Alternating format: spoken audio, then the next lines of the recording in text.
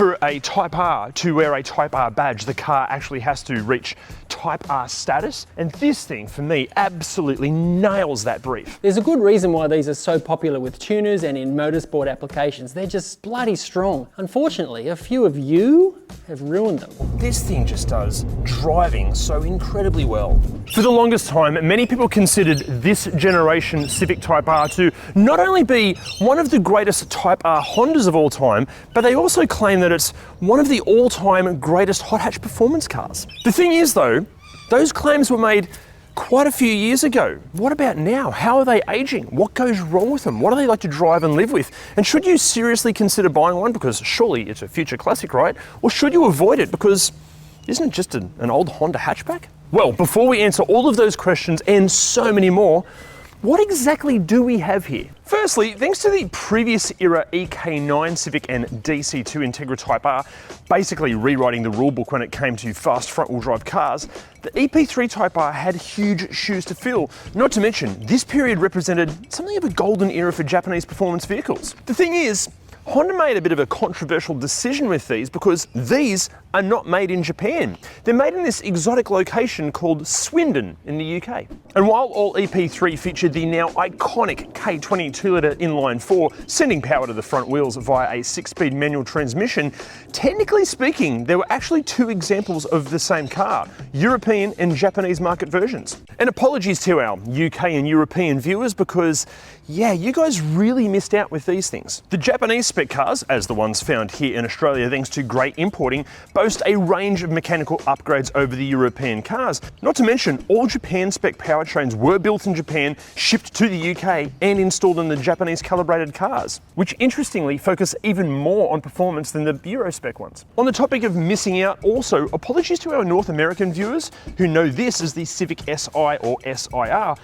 However, let's be honest, your version is more of a warm hatch than the full hot hatch experience compared to the JDM Type R. Also, there was an update and a facelift in 2004. However, that's going to impact the US and Euro cars way more than the JDM versions, and we'll explain why when we get into what goes wrong with these. Now, pricing on the used market here in Australia currently ranges from about $15,000 to $35,000, but when we're talking front-wheel drive hot hatches of this sort of budget, bloody hell, doesn't it have some competition? Volkswagen Golf GTI, or maybe Sirocco, Mazda 3 MPS, Hyundai i30N, Renault Megane RS, Peugeot 308 GTI, Alfa Romeo Giulietta, Mini John Cooper Works, Ford Focus ST. However, notice a bit of a trend there. They are all turbocharged. This isn't, but thanks to this thing's incredibly lightweight, in fact it's lighter than a Ford Fiesta ST, it's right in the mix there for power to weight ratios. But no matter which hot hatch you're looking at buying, or maybe you currently own one and you're looking to refinance it, make sure you hit the driver link down there. Driver exists to get you the very best possible finance package from loads of different lenders. Thanks to it being all online, they make the entire quoting and pre-approval process incredibly easy. Plus there are no hidden fees and getting quotes is completely free and you will have no impact on your credit score. Hit that driver link to see how much you could save. Now, we have to say a massive thank you to Honda here because thank you so much for not plastering you more consumer-focused cars with Type R badges. I mean, is it just me or does this infuriate you as well? It seems like every bloody BMW or Mercedes-Benz or Hyundai is plastered with an M or an AMG or an N-line badge. I love the fact that for a Type R to wear a Type R badge, the car actually has to reach Type R status. And this thing, for me, absolutely nails that brief. In fact, I think this nails the brief in terms of aesthetics more than the more recent FK8. For me, a Type R should be this, like a subtle little wink to those in the know that it's something special. The FK8 was more of a punch in the face than a subtle wink. Also, now I haven't seen one of these in the flesh for a while, but you forget just how small they are. Actually, fun fact, this has pretty much the same overall footprint as a Fiesta ST, only this is slightly narrower and lower. However, as good as the looks are, unfortunately it's not all good news for the exterior. We need to talk about what goes wrong. First up, we've got to talk about rust. Now look, this is going to impact European and American cars and maybe Japanese cars that have spent most of their lives in snowy conditions with salted roads, but you need to check the rear wheel arches for rust. Interestingly, the post-update cars, they installed more more sort of sound deadening material, almost like a carpet in the rear wheel well to absorb sound. Unfortunately, that acts like a sponge for water and it makes rust even worse. Next up, make sure you check for rust along the sills underneath, especially around the mounting or the jacking points for when you lift it up. If there's any rust along there, don't buy that car. Now, the vast majority of these are going to feature an aftermarket exhaust system of some sort. The problem with this is these have a completely flat floor. There's no, transmission tunnel for the exhaust to hide in. That means that the exhaust system becomes the lowest hanging fruit and is really susceptible to damage. Get underneath, just see if the exhaust is in one piece. Next up, owners claim that the red Type Rs are more susceptible to paint, fade and damage, and especially in climates like Australia. If they're outside all the time and haven't been cared for, polished, cleaned properly, all that sort of stuff, expect the clear coat or at least the red paint to fade. Next up, this is super common, these window moldings or trim losing their paint and chipping away like that. The good news here is it's super easy to pop these off and just repaint them. Even replacement ones, new ones, are pretty affordable and cheap, and the whole job's really easy to do. Next up, check the base of the aerial to see if it's degrading or falling to pieces. Water can't get in there if it is. The easiest way to check for this is feel the inside of the roof lining or inside the B and C pillars to see if they're damp. If they are, not a good sign. But look, after talking to a whole bunch of owners and experts about the biggest issues with the exterior that you're going to find, it's going to come down to shitty mods, accident damage and dodgy repair work. The problem here is so many of these on the used market have just been ruined with shitty respray jobs or cheap body kits or dodgy looking wheels. If the one you're looking at features any of these things, we'd be very, very cautious. Also, the same goes for any signs of accident damage or dodgy repair work. If the car you're looking at clearly has those things, just avoid it. You need to find out as much about the vehicle's history as you possibly can. Make sure you get a full pre-purchase inspection carried out and get yourself a vehicle history check from ReDriven.com or the link below. This is going to tell you if there's any money owing on the car, if it's ever been written off, or if it's been stolen. But before we go on, look, we're going to be mentioning the owners of these cars all the time through this video, and that's because the owners groups are just phenomenal. They helped us research this video. If you're looking at buying one of these or you currently own one, join an owners group. Their knowledge is just the best. Okay, now to common faults and complaints inside, and you know what? Yeah, not too many, which is great. A few owners did mention that they've had to get the side bolsters and the wings on the Recaros on the entry sides reupholstered because they can cop an absolute flogging. Also, don't be surprised if the Recaros in the car are not the Recaros that came standard in the car. Unfortunately, these things are very popular amongst the low-life scum that steal things out of cars. Next up, look, chances are everything in here will work perfectly well, but just check especially the window switches. A few owners have had issues with the windows not going up and down. Sometimes it's something really easy, like they just need to be recalibrated or it needs a new switch. Other times it can be the entire window motor mechanism that fails. The good news is, but even that is pretty affordable and easy to fix. Oh, also, quick tip on the windows. They are known to be a little bit rattly, but check the owners groups because there are some DIY solutions to stop the rattling that are just ingenious. And also, look, it's no surprise that some of the painted trim pieces at this age have probably seen better days. Expect to see some black plastic poking through. But quick tip, just pop these off and give them a fresh coat of paint. If anything, doing that will really revitalise the entire interior.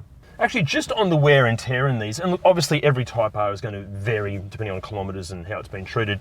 In this particular one, it's got over 100,000 Ks on it. It gets driven pretty much on a daily basis, and really, really good. Obviously, okay, you're losing a bit of paint there, that's to be expected. And yeah, there's a few little marks on the dash there, but they're pretty easy to ignore. But the seats are in fantastic condition. The Alcantara and the fabric feels fantastic. There's a bit of wear on the steering wheel, that's to be expected. The gear knob's getting really polished because, you know, you use it, it's to be expected. Gear boot's splitting a bit there, that's easily fixed. Bit of a rattle, again, easily fixed. Considering the age of the car, I think the interior in this is really, really good, really resilient. Also, obviously the hard plastics everywhere, they really do help with resilience, but you've got to remember, this car was never intended to be some luxury automobile. It is based on a budget-friendly hatchback. You can tell, but personally, with the red carpets and the Recaros and the Momo steering wheel and the gear knob in its position, we'll get to that in a second, I feel like it adds just enough theatre to make it feel pretty special. Now, just back to this gear knob. Look, I know because of the mounting position, it looks really weird being there, but trust me, it works so incredibly well. We'll cover that when we drive the car. Also, because it's so close to the steering wheel and it is sitting so high, it makes you feel like you're sitting lower in the car than you actually are. This is brilliant. More manufacturers should do this if they kept making manuals. Actually, just on the overall ergonomics, the Recaro seats, they are phenomenal, as is to be expected. The seating position is really good, not perfect. I'm just going to be splitting hairs here, but I wish the steering wheel came back a little bit further towards me. But besides that, it's such a really great place to be. It feels sporty, which is what you want from a hatchback. Feels like you're almost sitting in the interior of a 1990s British touring car. Oh, I should mention as well, this car has an aftermarket carbon fiber center fascia here.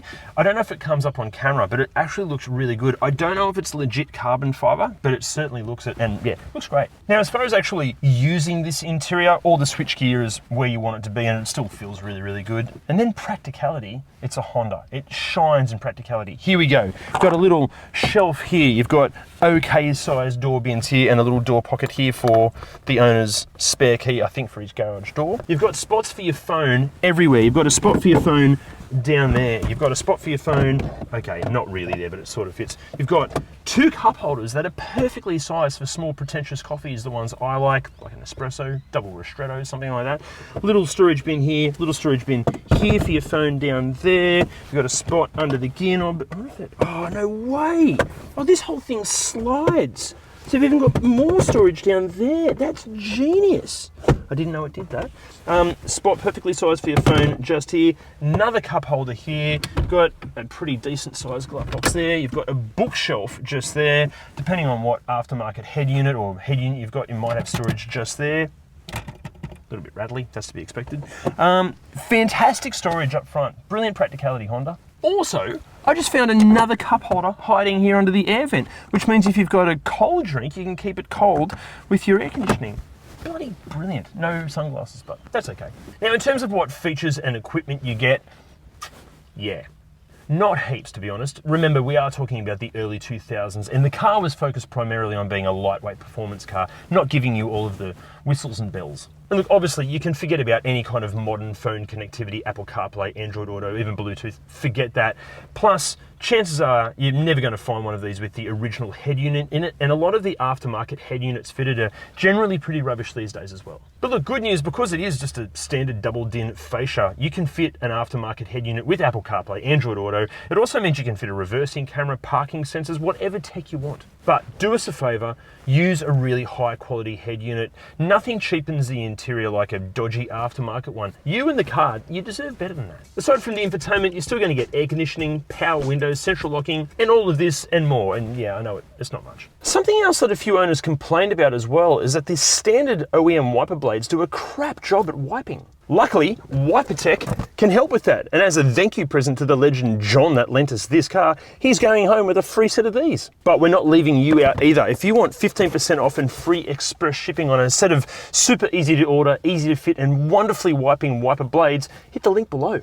Or if you want a set for free and you want to be a legend like John and you've got a cool car that you think would make for a great ReDriven video, let us know in the comments or shoot us a message on the socials. Now, fun fact, when these were new, Honda used none other than Valentino Rossi in the TV commercials for the car. And coincidentally, I'm exactly 7 centimeters taller than the Doctor. This is in my driving position. And bloody hell, this is way more spacious than I was expecting. Obviously, it's still a cramped little interior. It's a very, very small hatchback. But like, my knees aren't too bad up against the backs of the seats. The windows are quite large, so it feels more airy and spacious than you're expecting. And the seats are super comfortable.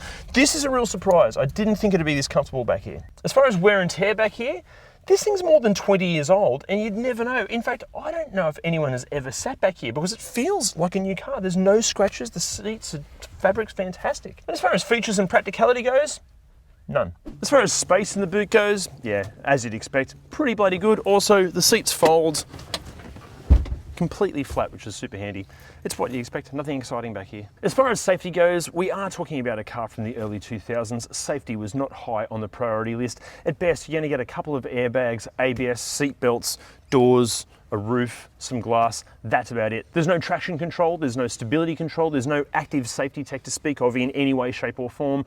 Really, the main thing keeping you safe is your skills. Now, obviously we don't expect you to remember all of these features and the list of the common problems, but to make all that stuff really easy to refer to, we've included everything you're going to need to know on the completely free Civic Type R cheat sheet at ReDriven.com, and there's a link down there. Think of it as basically the ultimate EP3 buyer's guide.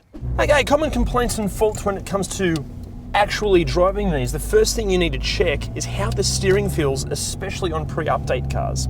There were a few issues with early steering racks just being faulty. Chances are they've all been fixed by now, but a few owners did mention that even on post-update cars and pre-update cars with the fixed steering, some of those issues are starting to show themselves again. However, in saying that, if it does pull to one side or the other, it might not actually be that steering issue, it could be a suspension problem. At this sort of age in kilometres, plenty of the suspension bushes have probably seen better days, plus loads of these are fitted with aftermarket suspension. Aftermarket suspension isn't necessarily a bad thing either. If, like John that owns this car, the previous owner has spent big bucks, these things, they can come alive on premium suspension. However, if the previous owner has cut corners and fitted eBay coilovers, it can totally ruin the car. Another thing that can ruin these cars are cheap tyres. This is a performance car. It needs to be on performance premium quality rubber. And you've got to ask yourself, if the previous owner has cut corners on the tyres, which is the one thing touching the road, where else have they cut corners? Also, make sure that the gear shift feel, especially between second and third, feels smooth and accurate. If it doesn't, like it crunches and grinds, it could be a synchro issue. Make sure you get it high up into the rev range in second or third and then just come off the gas. And if it pops out of gear, yeah, not a good sign. Next up, there are quite a few complaints that these interiors can get pretty rattly, and yeah, fair enough, at this age and what these cars were designed to do, surely that is to be expected. However, in this one, there are no rattles that I would say are the car's fault. The aftermarket head unit is a little bit rattly there, but besides that, it sounds really tight, even over really rough roads. Aside from all of that, really, the only other negative that you might find, especially if you're coming from a modern turbocharged car, is the huge lack of torque low down in the rev range. The K20 in this, it is all about revving it out, and yeah, obviously that can be totally exhilarating. The issue is having to drop down a gear or two every time you want to overtake or pull into traffic. That might not be everyone's cup of tea. But luckily, besides that, and maybe the terrible turning circle, this thing just does driving so incredibly well. For me, even when you're not up it for the rent, it's so enjoyable. This gear shift is honestly one of the best you'll feel in any car. Plus the pedal weight and the steering feel is fantastic.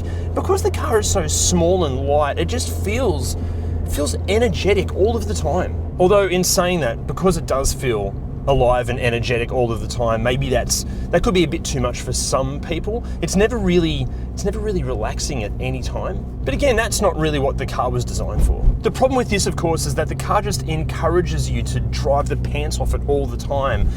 And that's when you can get yourself into trouble. But luckily, you don't have to push to 10 tenths to discover the depths of the talent that this thing has. But here's a question. Does the depth of talent extend to long-term reliability? What gremlins are hiding under the bonnet? Well, you know what? I can't answer that question because I'm not a qualified mechanic, but Jim is. We'll get to the modifications in a sec, but in standard form, these things are very reliable. They can have the occasional oil leak from the VTEC solenoid and the valve covers too. If you're looking at that VTEC solenoid, they've got a strainer in there that's part of their rubber gasket. Just put a new strainer in it every time you have that off. And if you are doing a valve cover gasket, it's a good idea to do the valve clearances at the same time. These are manually adjusted valve clearances, not hydraulic. Good idea to do that every about 100,000 Ks or so. In higher mileage or neglected examples, they can have some valve train complications. They can have some timing chain issues as well. They can get a bit rattly on startup. Those timing chains that do rattle, it's not very common for them to have a catastrophic failure though.